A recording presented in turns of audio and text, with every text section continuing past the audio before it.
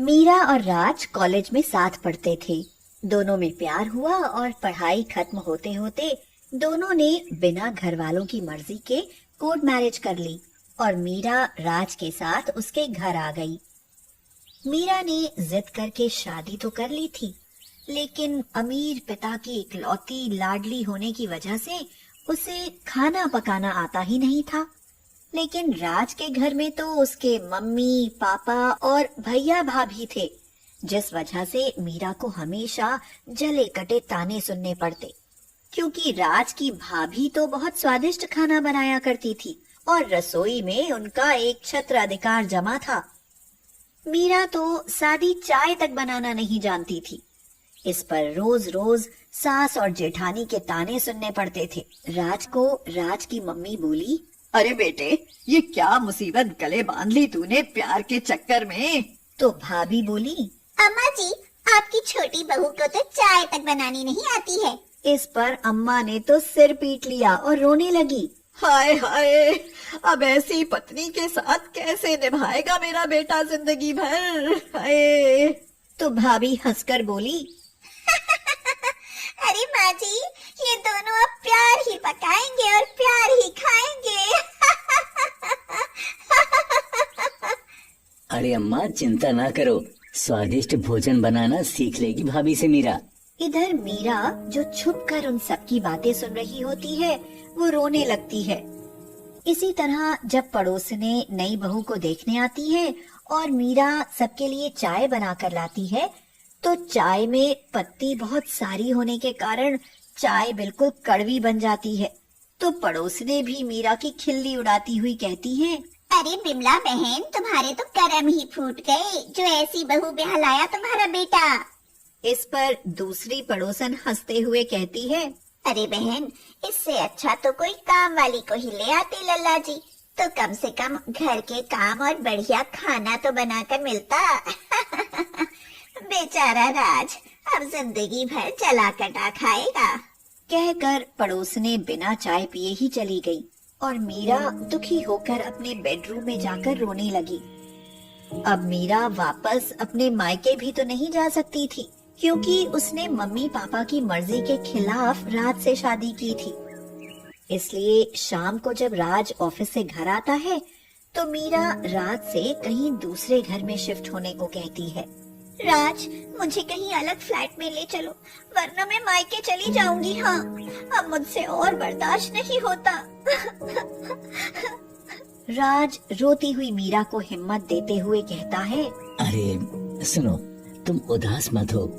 तुम ना भाभी के साथ रसोई में हेल्प करते करते सीख जाओगी, और 1 महीने तक भी अगर नहीं सीख पाई तो हम दोनों किसी अलग फ्लैट में शिफ्ट हो जाएंगे। ओके? फिर राज मीरा को खाना बनाने की कई किताबें भी लाकर देता है, लेकिन मीरा के दिमाग में कुछ नहीं बैठ पाता। वो जब भी खाना बनाती है, या तो जल जाता या नमक मिर्च ज्यादा पड़ जाता, और सास ससुर भाभी भैया सबके मुंह चढ़ जाते थे।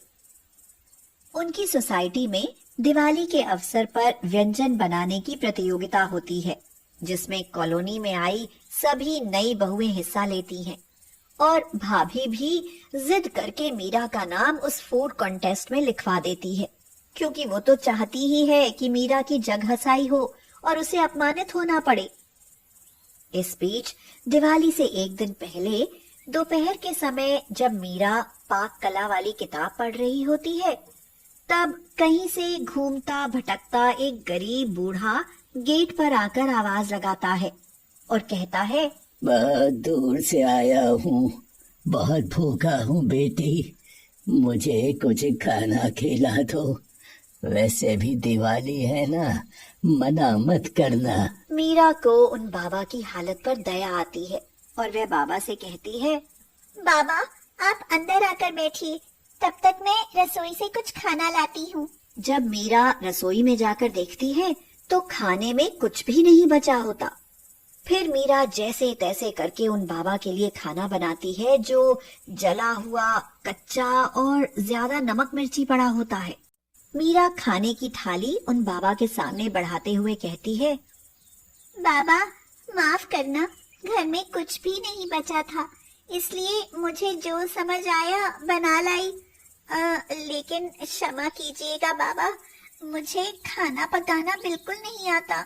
इस पर बाबा कहते हैं, कोई बात नहीं बिटिया, तुमने मुझ गरीब के लिए इतना कष्ट किया, वही बहुत है।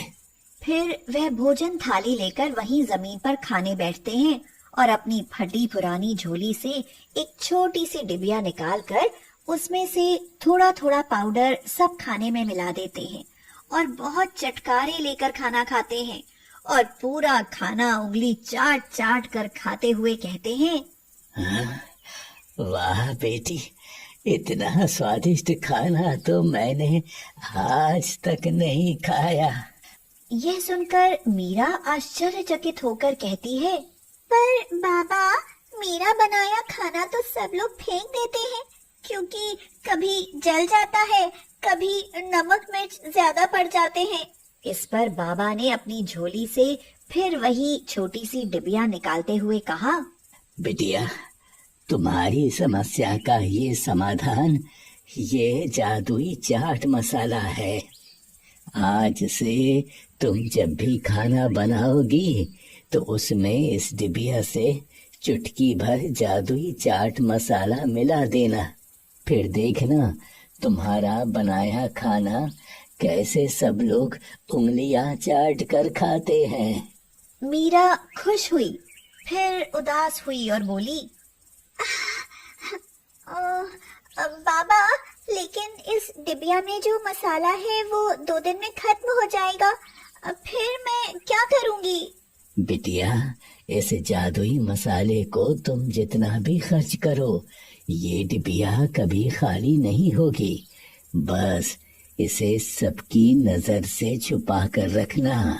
उसके बाद बाबा वहाँ से चले जाते हैं और मीरा वह डिबिया अपने बेडरूम की अलमारी में रख देती है और सास से जाकर कहती है, माँ जी, आज रात का खाना मैं अकेले ही बनाऊंगी। इस पर उसकी सास मुंह चढ़ाकर कहती है, क्यों छोटी बहू, दिवाली के दिन सबके मुंह कड़वे करना चाहती हो? यह सुनकर भाभी हंसने लगती है। अम्मा जाने दो, अब इतने दिन इसके हाथ की जली कटी खा ली तो एक बार और सही। वैसे कल तो मैं ही बनाऊंगी सारा खाना स्वाद से भरा। यह सुनकर मीरा किसी से कुछ नहीं कहती और रसोई में जाकर खाना बनाने लगती है। रात को जब खाना बन जाता है तो मीरा अपने कमरे की अलमारी से वह जादुई चाट मसाला की डिबिया लाकर सब खाने में चुटकी भर मिला देती है। खाने में वह पाउडर मिलते ही बहुत अच्छी खुशबू आने लगती है। फिर सब लोग इकट्ठे बैठकर खाने का मजा लेते हैं और उंगलियां चाटते हुए उसके सास ससुर कहते हैं, वाह छोटी बहू, आज तो तुमने बड़ी बहू का रिकॉर्ड भी तोड़ दिया है। इस पर भैया बोले, वाह, ये तो कमाल ही हो गया।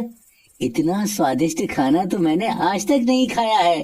सब ने दिल खोल कर मीरा के बने खाने की तारीफ की, लेकिन भाभी जल भुनकर कोयला हो रही थी। अगले दिन पाक कला कॉन्टेस्ट था, जिसमें कॉलोनी की सभी नई ब्याहता बहुओं ने हिस्सा लिया और सबसे स्वादिष्ट व्यंजन बनाने का पहला इनाम मिला मीरा को। आज मीरा के साथ साथ राज और पूरा परिवार बहुत खुश था।